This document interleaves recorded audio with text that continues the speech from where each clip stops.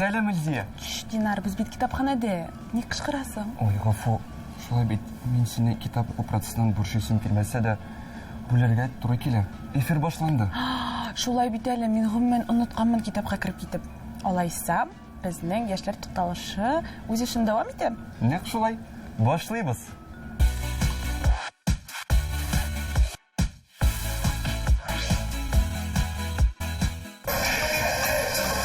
Люди ждут именно экшен.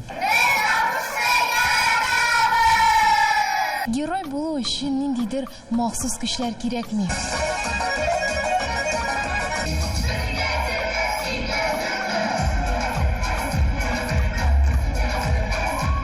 Һавада яңа йолдызлар балкый башлый. Нәкъ бүген без аларны күзәтергә булдык. Будан башка җырчылар да бик матур җырлыйлар. Апалар да, балалар да.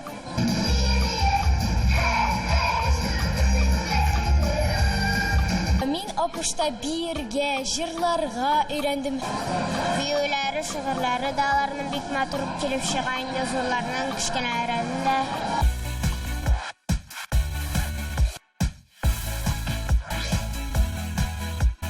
Динар, менә синең кайчанда булса йолдызларга очарга хыялың бар идеме?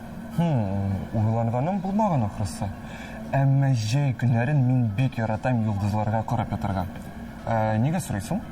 Нигә дигәндә, чөнки менә яз җитүгә һавада яңа йолдызлар балкый башлый. Һәм ул гади йолдызлар гына түгел, республикабызның иң якты йолдызларының берсе. Ул да булса мин созвездие йолдызлык фестиваль турында сөйлим, Динар. Аңладым. Шуннан? Шуннан. Мин сине дә әлеге йолдызлык мөхитенә чакырам.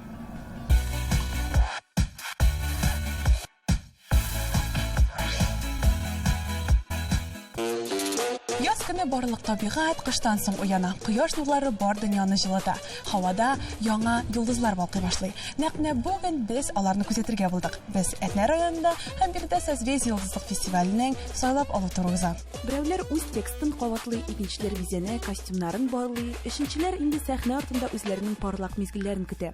Һавада бераз дулкынлану хисе сизелә. Әйе, бу сүзләр барысында созвездие йолдызлык фестивале турында. Әйе, быелны гына беренче тапкыр кызыксынам мин. Быелны бик каты катнашасы килде. Созвездие минем өчен талантлар мәктәбе. Мин анда үземне күрсәтә алам, башкалардан үрнәк тә алам. Опыт җыям үземә. Сәлам. Сәлам, Исемегез ничек? Айбулат, Айбулат, синең исемең ничек? Камил, Сез бүген нишлисез? катнашабыз. Катнашасыз созвездие йолдызлык фестивалендәме? Беренче тапкыр катнашасызмы? Әйе, Куркасызмы? Әллә куркмыйсызмы? юк, без. Куркмыйсыз? Бүген сез нәрсә башкарачаксыз? Безгә сөйләп бирә аласызмы? Әйе. Әйдәгез сөйләп бирегез әле. Әйдә тизрәк, атла инде. Әйткәнем бит инде әнигә, үзем генә барам дип. Юк, олан икәү инде диде. Булды инде монда. Абай, әйдә балаларсың мәле. Сәхнә давай, эшләмивә. Менә син өйрәтелгән эшләргә. Нишәлгә, ишәнәшелгә. Оныттың, шуннан да. Без Камил һәм Айбулат ике бер туган бүген сәхнә түгендә. Әфәриннәр, бирегез бишне егетләр, молодцлар, мин сезгә уңышлар телим, ямагыз.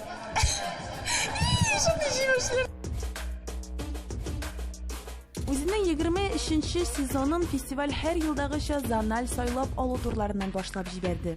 Бүген без Әтнә районында һәм Бирдә 3 көн дәвамында Орча, Кукмара, Теләче, Балташ, Биектау районының сәләтле балалары үзләрен сынап карый. Залда аларның иң якын кешеләре, әтиен, әби бабай һәм укытучылары җан атып утыра.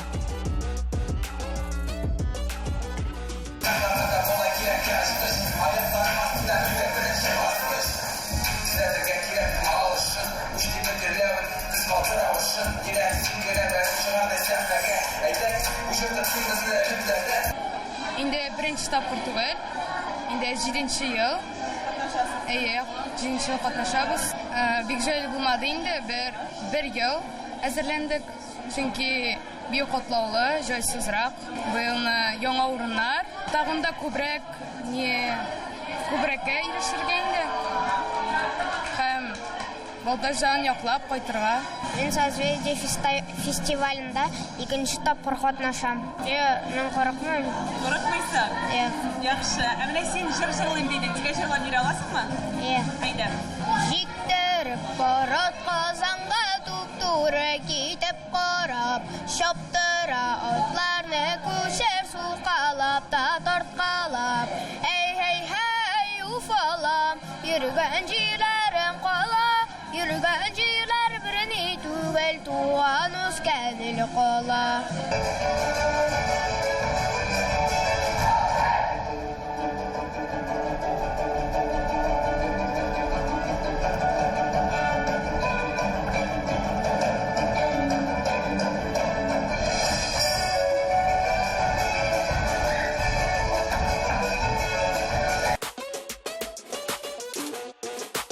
Гадәттәгечә фестиваль берничә номинациядә үз эшен алып бара.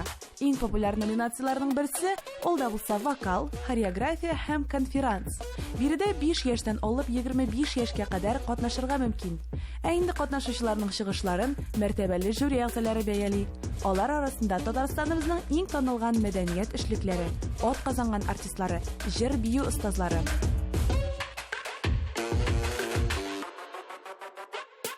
Зона этабын уңышлы үтүчеләрне алга таба Казанда финал һәм суперфинал көтә. Без аларга бары тик уңышлар телибез һәм финалда очрашырбыз дип өметләнеп калабыз. Это прекрасно, что Республика Татарстан, она весной живет под этим прекрасным татарским выражением «Балалар-ишем», все для детей. Все для детей. Лучшие педагоги. Эти люди меняют будущее. И с этими людьми это будущее всегда будет прекрасно, светлое и высокое и красивое. Вот это самое главное. И самое главное в этом движении все это как раз традиции. Культура создана для того, чтобы сохранять родителей. Әтнә районында без бүген инде икенче көн бик матур балаларның чыгышларын карыйбыз. Әлбәттә бүген без Биектауны карадык. Келәче районын менә балалар һәм җитәкчеләр бик шатландыра безне. Елдан-ел аларның сәләтләре, тырышлыклары күренеп тора. Коллективлар бик каты үскән. Шундый матур биюләр күрсәтәләр. Менә чын күңелдән шатланып, кул чабып утырдым. Бу бит инде фестиваль дигәндә конкурс дигәндә бу зур проект безнең инде 23 ел бара. Менә мин 23 ел бу проектта утырам. Мин үземчә ул проект белән яшәрәм дә, алгаям да. Шул кадәрле минем күңелгә яраклы проект бу. Мин бик аны яратам. Әлбәттә бөтен балалар өчен, җитәкләр өчен җаным белән, тәнем белән шул кадәрле бирешәм. Әлбәттә мин аларга бик зур әһәмият бирәм. Бик минемчә бик зур ярдәм дә бездән бара. Менә бу проект конкурска әзерләнергә мастер-класслар бирә. Менә шул мастер-класслар белән без районнарда йөрибез. Бик күп районнарда. Менә бу ел мин 15 районда булдым. Ул бит инде үзе бик зур эш. Җитәкчеләр бергә үсәләр, бу проект белән яңаралар, яңадан яңа инде ничек татар биюен күрсәтергә мөмкин икән дип уйлап торсаң, шул кадәр матур итеп чыгаралар.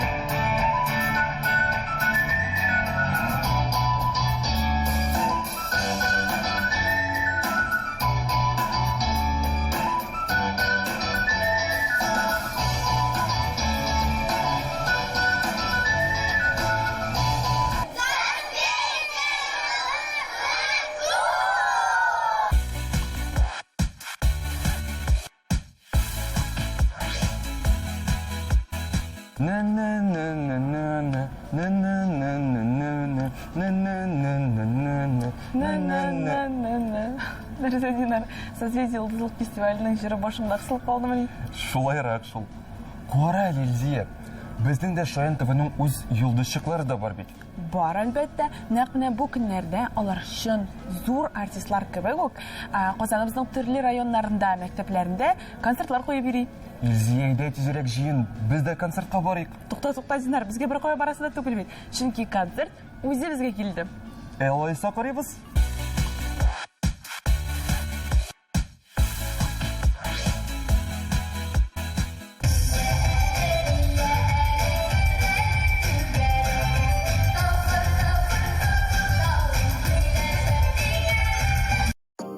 Шаян ТВ каналы мәктәпләрдә балачак җыры концертларын куюын дәвам итә. Бүген без Казанның 16-нчы татар-инглиз гимназиясендә кунакта. Концертта катнашучы Сейлән телевизион фестивале җиңүчеләре үзләренең искиткеч чыгышлары белән нәни тамашачыларыбызны куандыра. Biz балалар өчен җырлар ишетәбез. Татар телендә үзләренең яшьтәшләре җырлагач, балаларда телне өйрәнүгә теләк тагын да арта дип уйлыйм. Һәм икенчедән балаларга тәрбияви момент, без аны төрлечә, төрле яктан карап әйтә алабыз, ләкин тәрбия ысулының бер методы менә шул татар телендә концертларда катнашу, шул мотивны үзендә булдыру балаларда дип әйтик инде, һәм шул яшь җырчылар белән бер рольдә яшәү концерт дәверендә.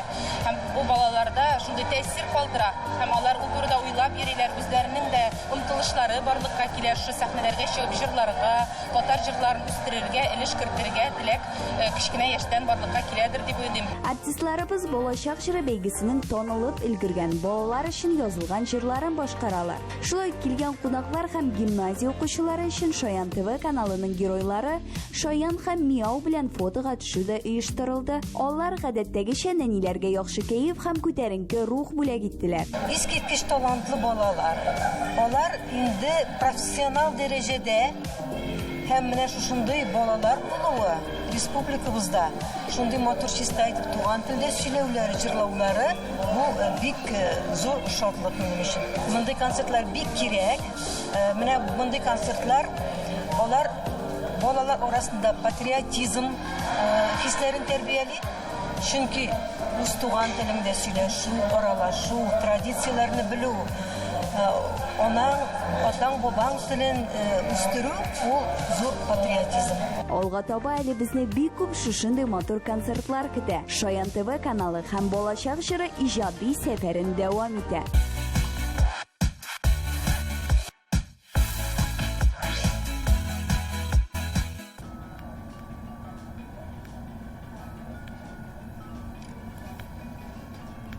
Нәрсә эзләп утырасың, Илзия?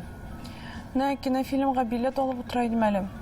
Күптән кинога барганым юк. Мине белән барасыңмы? Нинди фильм? Күптән түгел бит Казаныбызда «На солнце вдоль рядов кукурузы» дигән фильмның премьерасы узды. Ишеткән идем. Әлеге фильм тормыштагы вакыйгаларга нигезләнеп төшерелгән. Нәкъ шулай. Биредә Россия герое Дамир Юсупов батырлыгы әлеге фильм эченә салынган. Һәм беләсеңме, премьерага Дамир абый үзе дә килгән иде. Инде безнең интервью остазы Гөлназ аның белән тиз арада аралашып алырга да өлгергән. Алайса, әйдә тизрәк карыйк. Әйдә карыйк.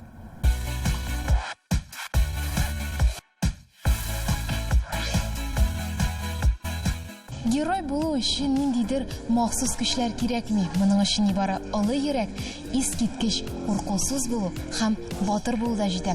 Бу турыда Дамир Юсупов инде раслады һәм аның турыда махсус фильм төшерделәр. Аның премьерасында без дә булып кайттык.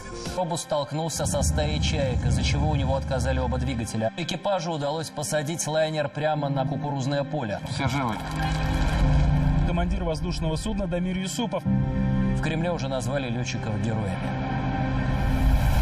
233 кешенең гомерен саклап калган Дамир Юсуповны фильмның премьерасына килгән тамашачылар аягүрә басып, алкышлар белән каршы алды. Милләттәшебезнең әлеге фильм премьерасында булуы очраклы түгел, чөнки фильм тулысынча аның тормыш юлын сурәтли һәм учыш вакытында булган вакыйгаларны чагылдыра. Фильм снят на реальных событиях.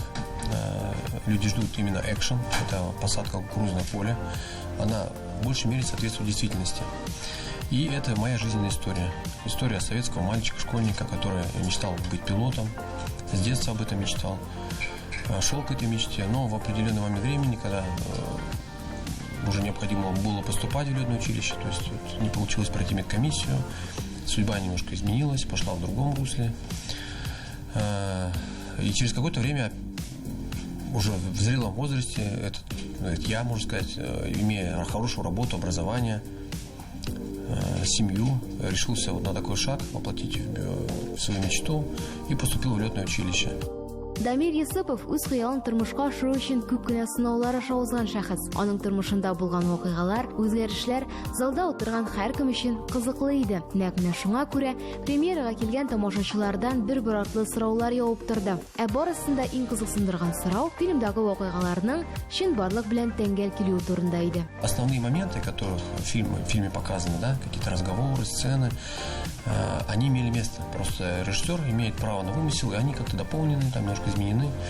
Вот, ну, например, какие-то это сцены, например, когда папа меня брал в полеты с собой на вертолете. Это сцена, когда я родителям говорил, что буду поступать в летное училище. Это сцена знакомства с супругой в самолете. То есть это имело место быть. Или встреча с пассажирами после посадки, когда мы в холле встречаемся. Это было на самом деле. Ну и, соответственно, сам полет, который является развязкой, да, вот этого всего. У тебя есть профессия. Ты же мне сам говорил, что за мечтой надо идти. В твоем возрасте пилоты уже на пенсию выходят. Да пусть идет. Все равно не... Вы же всю нашу жизнь. Я буду летать. Лети.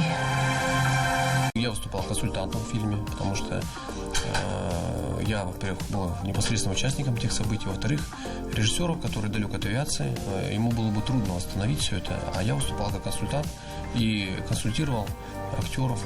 Это Егора Бероева и Германа Мадягина, которые играли пилотов. То есть я им объяснял, как себя вести в кабине, какие команды говорить, какие кнопки нажимать, вообще как себя вести. Я считаю, что они с этим справились достойно. Вот в этом была моя роль. Очышның ашыгыч рәвештә кукуруз кырында утыра алуын чыннан да могҗиза дип атарга мөмкин. Әңгәмә вакытында Дамир Юсупов үзе дә бу хакта ассызыклап үтте. Фильмда аның барлык хис-тойгылары бик төгәл күрсәтелә. Залда утырган һәркем төп герой һәм очкычлык пассажирлары белән бергә авыр хатирәләрне яңарта.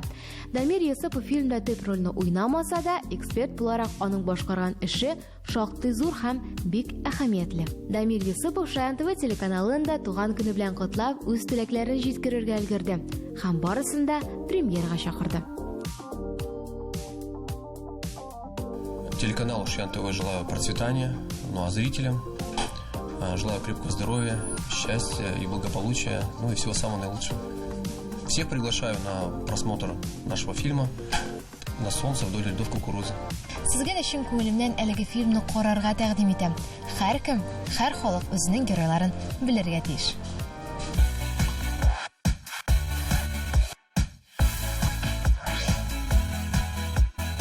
Беләсеңме, Динар, менә безнең бүгенге чыгарылышыбыз тулаем йолдызларга багышланган булып чыкты бит әле. Созвездие йолдызлар турында сөйләттек. Шаян ТВ-ның йолдызчыкларын да күрсәттек. Тагын нинди йолдызлар калды соң? Тагын Апуш йолдызлары калды бит, Динар. Чөнки берничә көн элек Апуш балалар театр студиясе үзенең беренче туган көнен бәйрәм итте. Мин туган көннәрне яратам. Кемнәр анда булды? Кемнәр берләр булдымы? Кунаклар, бүләкләр. Тута, Динар. Әйдә күп сөйләп торганчы, үз күзләребез белән күрик һәм тизрәк туган көн билгеләренә күчик.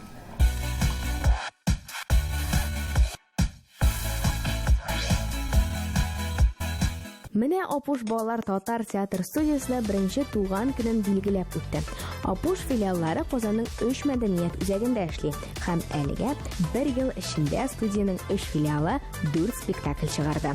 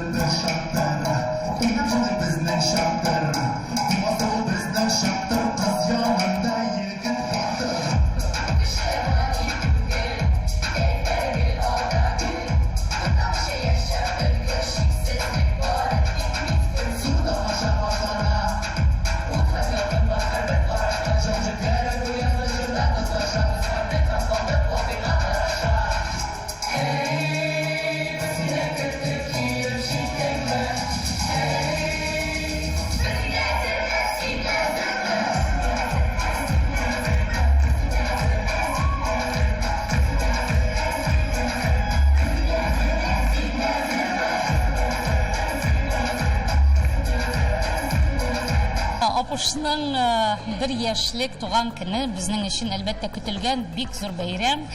Барыгыз да белгәнегезчә, безнең инде 4 спектаклебез бар.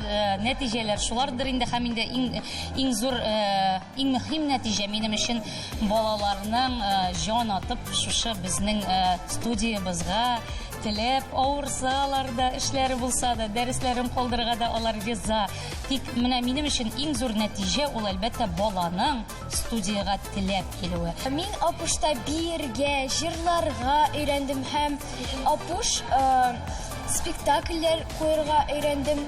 Безнең монда Алия Госман өйрәтә, Лилия апа җырларга өйрәтә, Сәлимә апа биергә өйрәтә, Резида апа ничек сөйләшергә сәхнәдә, ничек үзеңне тотарга. Бу безнең Апуш студиябыз. Монда минем иң якын дусларым. Беренче дәресләр Сәйдәш мәдәният үзәгендә үткән ел 9 мартта башланып китте. Студия алдына балаларда татар теленә мәхәббәт тәрбияләү һәм татар телен популярлаштыру максаты куелды. Балалар актерлык осталыгын, сәхнә теле, сәхнә хәрәкәте һәм вокал дәресләре ала. Һәр филиалда балаларны 4 остаз укыта.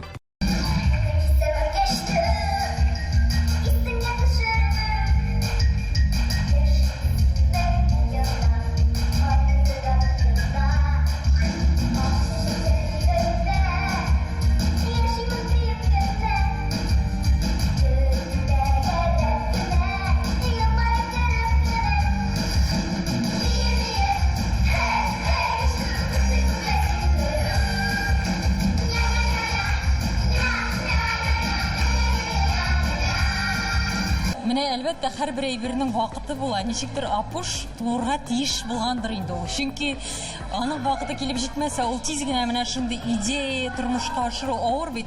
Монда Илсур Раисович хуплау булды һәм без инде аны Алия Файзрахманова ярдәмендә, педагоглар ярдәмендә тормышка да ашыра башладык. Инде әлбәттә бик сөенәбез. Бу безнең горурлана торган зур эшебез. Шуңа күрә Апушның киләчәге бары тик якты булсын иде. Менә Йолдыз белән юкка гына тиңләмәдем. Менә шулай Йолдыз кабына бит.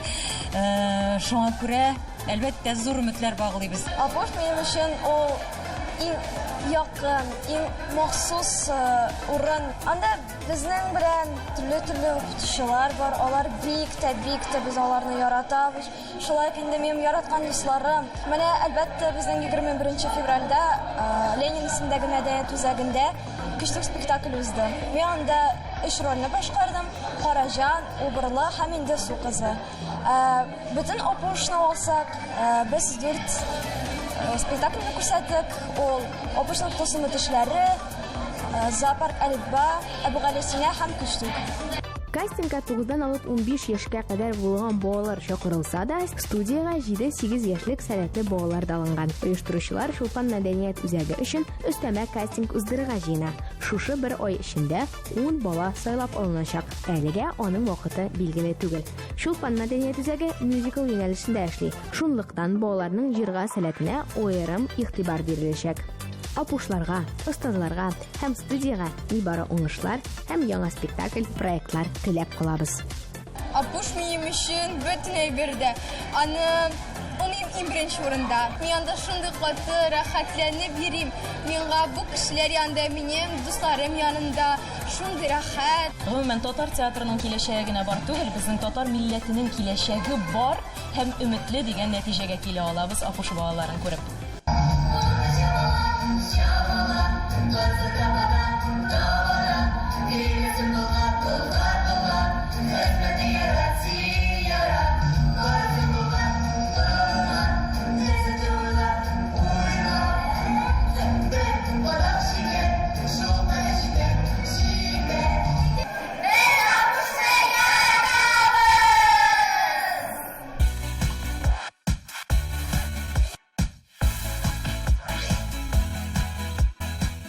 Шәп туган көн булды бу. Нәкъ безнең чираттагы чыгарылышыбыз кебек Гүзинар. Бәрәкәт, безнең тапшырубыз ахырына якынлаштымыни? Шулай шул вакыт сизелмичә дә үтеп киткән. Ләкин син борчылма. Безнең атнабыз тапшырубыз кебек бик тиз үтәр һәм без янәдән кызыклы видеоязмалар карарга җыелырбыз. Ә бүгенгә шулар иде. Хуш-хуш.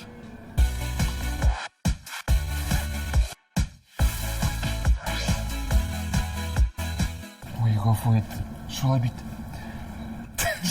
Мин сине. Там йылдар. Нет, ты не так закончил, там еще есть. Да, и вот это сейчас. Ранда турында күләргә кирәк шул, Илзия.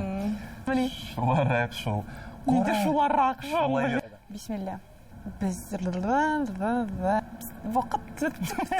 Йылдызлар. Нет, сейчас. Созвездие йылдыз. Йылдыз.